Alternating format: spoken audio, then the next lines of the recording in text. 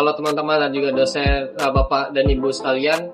Perkenalkan, saya Brahma Srengga Putra dengan NIM 120-221-0370 dan rekan saya. Saya Lisa Dwi Aprilia dengan NIM 120-221-3444. Di sini kami akan mempresentasikan proyek kami dengan tema Smart Garden System. Sistem ini dirancang untuk melakukan pemantauan dan penyiraman tanaman secara otomatis menggunakan sensor lingkungan dan IoT platform. Dalam video ini, kami akan menjelaskan komponen apa saja yang kami gunakan, cara kerjanya bagaimana, code program, serta demo dari alatnya sendiri. Oke, let's go, ikutin kita. Dan di sini saya akan menyebutkan dan juga menjelaskan beberapa hardware yang kami gunakan dalam proyek kami, yaitu Smart Garden. Yang pertama yaitu ada ESP32, yang ini ya, ESP32. Nah, ini berguna untuk pengendalian juga konektivitas Wi-Fi yang nantinya akan tersalur ke dalam platform Blink-nya. Kemudian di sini kami juga menggunakan beberapa sensor, ada 3, yaitu yang pertama ada sensor DHT11. Nah, ini berguna untuk membaca suhu udara di sekitar tanamannya. Kemudian kami juga menggunakan sensor kelembapan tanah seperti ini bentuknya. Nah, sensor kelembapan tanah ini berguna untuk membaca kadar airnya dalam tanah. Nah, ini digunakan sebagai dasar pengambilan keputusan penyiraman tanaman. Sensor ini tuh perlu dilakukan kalibrasi terlebih dahulu nih, agar hasil presentasinya lebih akurat. Nah, dengan cara menguji sensor untuk membaca nilai kelembapan tanah pada kondisi tanah yang kering ataupun dalam kondisi tanah yang basah. Kemudian sensor yang kami gunakan yaitu sensor ultrasonik seperti ini. Nah, sensor ultrasonik ini berguna untuk mendeteksi ketinggian air dalam wadah tanamannya, yang digunakan untuk penyiram tanamannya. Kemudian kami juga menggunakan baterai sebagai tenaga tambahan untuk pompanya. Kemudian kami juga menggunakan pompa mini pump ya untuk menyalurkan air ke dalam tanaman yang kering. Dan juga yang terakhir kami juga menggunakan relay untuk mengontrol pompa air berdasarkan kondisi lingkungannya. Kemudian juga kami menggunakan LCD I2C dengan ukuran 16x2. Nah, LCD I2C 16x2 ini berguna untuk menampilkan informasi berupa kelembapan tanahnya, suhunya, kemudian ketinggian air, dan juga status pompa menyala atau mati atau on off. Kemudian untuk konektivitasnya, sistem ini menggunakan jaringan Wi-Fi yang seperti ada di ESP32-nya karena sudah disediakan Wi-Fi di sana. Kemudian nanti akan dihubungkan kepada ESP32 ke platform Blink di device kita. Oke, pada kesempatan kali ini saya akan menjelaskan terkait logik yang kami gunakan pada code program Smart Garden System kami. Yang pertama, di sini pada awal program kita harus mendeklarasikan konfigurasi Blink dan juga Wi-Fi. Yang pertama di sini konfigurasi Blink, kita bisa menggunakan Blink Authentication Token yang kita dapatkan dari web Blink itu sendiri, web Blink servernya. Kemudian di sini ada konfigurasi untuk Wi-Fi, di mana kita bisa menginputkan SSID dan juga passwordnya. SSID itu merupakan nama Wi-Fi, password itu merupakan password dari Wi-Fi itu sendiri. Nah, untuk konfigurasi Wi-Fi ini harus disamakan antara Wi-Fi yang digunakan oleh ESP32 dan juga Wi-Fi yang digunakan di device untuk aplikasi Blink itu. Jadi harus sama, harus satu Wi-Fi yang sama, nggak boleh beda.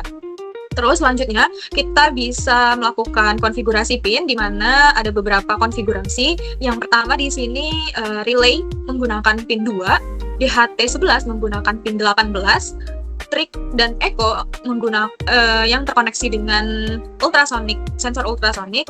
Trig menggunakan 25 dan Echo menggunakan pin 26. Selanjutnya di sini ada soil moisture yang terkoneksi dengan pin 34. Selanjutnya di sini ada kalibrasi sensor soil moisture, di mana sesuai yang telah dijelaskan oleh rekan saya yang sebelumnya, bahwa sensor soil moisture harus dikalibrasi terlebih dahulu untuk menentukan rentang nilai yang paling rendah dan juga yang paling tinggi.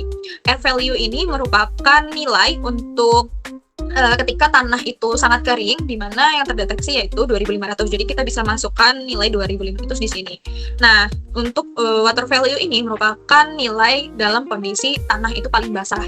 Nah, itu terdeteksi 1300, jadi kita masukin. Nah, rentang ini itu bisa digunakan untuk diubah ke persentase gitu. Selanjutnya di sini kita menggunakan baud rate 115200 dengan delay 1000 milisecond atau 1 detik. Ketika program ini dijalankan, maka akan menampilkan output yaitu starting Smart Garden System.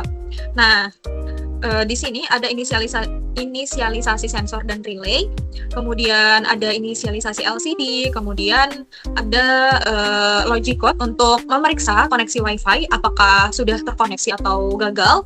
Jika terkoneksi akan muncul tulisan gagal connect Wi-Fi itu di terminalnya, sedangkan di LCD akan muncul Wi-Fi failed.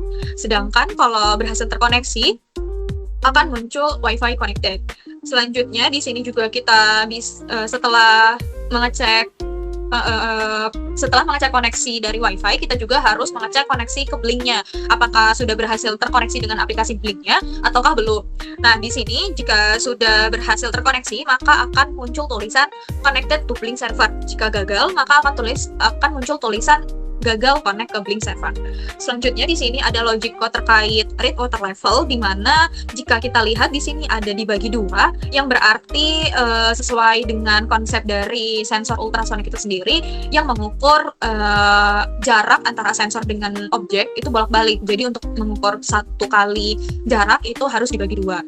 Selanjutnya di sini pada program kita juga menggunakan fungsi fuzzy logic yang mana menggunakan dua parameter sensor. Yang pertama di sini kami menggunakan parameter soil moisture atau kelembapan tanah, dan yang kedua kita menggunakan parameter water level atau ketinggian air.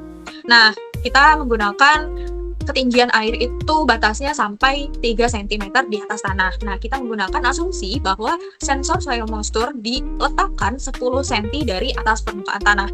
Jadi, di sini logiknya kita menggunakan soil kurang dari 30% dan water level lebih besar dari 7 cm, maka on. Dalam artian water itu lebih dari 7 cm, berarti kan belum mencapai 3 cm dari permukaan tanah kan airnya. Maka pompa itu on. Nah, jika soil moisture lebih besar daripada 70% dan water level itu kurang dari atau sama dengan 7 cm, maka pompa akan mati. Selanjutnya di sini ada logic terkait pembacaan data. Nah, jika di sini saya memberikan logic untuk debug, untuk mengecek apakah ada sensor yang tidak terbaca, apakah ada sensor yang rusak. Jadi di sini saya menambahkan logic untuk debug. Jika ada DHT yang gagal membaca akan muncul, ataupun kelembapan tanahnya. Semisal soil moisture rusak, maka akan muncul tulisan sensor tanah error, dibilang gitu. Semisal ketinggian water levelnya tidak terbaca, maka akan muncul sensor ultrasonic error, dibilang gitu. Terus selanjutnya di sini ada logic untuk pompa, di mana sesuai dengan logika fuzzy sebelumnya, yang mana akan nyala sesuai dengan ketentuan di fuzzy logic yang sebelumnya. Terus di sini ada beberapa parameter yang bisa digunakan untuk dikirim ke aplikasi Blink. V0 merupakan soil moisture, V1 water level, V2 temperatur air, V3 pump step. Angka 1 ini menunjukkan pompa hidup, angka 0 menunjukkan pompa mati. Nah, jadi parameter ini bisa kita gunakan ketika kita membuild Blink yang ada di device kita gitu. Tinggal dipanggil-panggil aja. Terus selanjutnya di sini ada logic untuk menampilkan data di LCD. Kita menggunakan dua baris, yang mana satu barisnya itu ada 17 karakter. Yang di baris pertama kita menampilkan soil moisture dan juga temperatur air. Yang di baris kedua kita menampilkan water level dan juga pump step on atau off, begitu. Oke, selanjutnya di sini kami akan mendemonstrasikan dari alat IoT yang telah kami bangun sebelumnya, di mana bisa kita lihat pada video tersebut ketika humidity atau soil moisture dari tanaman, ketika tanah itu masih dalam kelembapan 0%, maka pompa akan otomatis mengalirkan air. Nah, bisa dilihat itu pompanya menyala ya. Nah, kemudian kita mau mencoba nih ketika tanah itu kering, karena ini kondisi tanahnya sudah basah, jadi kita bisa cabut aja soil moisture-nya untuk nyoba kelembapan itu 0. Nah, itu bisa dilihat pompanya menyala terus tuh ya.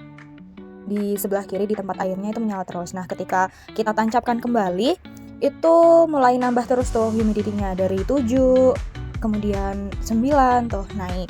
Nah, itu bisa sampai ke 59% kelembapannya, karena emang tanah sebelumnya kan sudah basah gitu. Sekian yang dapat kami sampaikan. Terima kasih.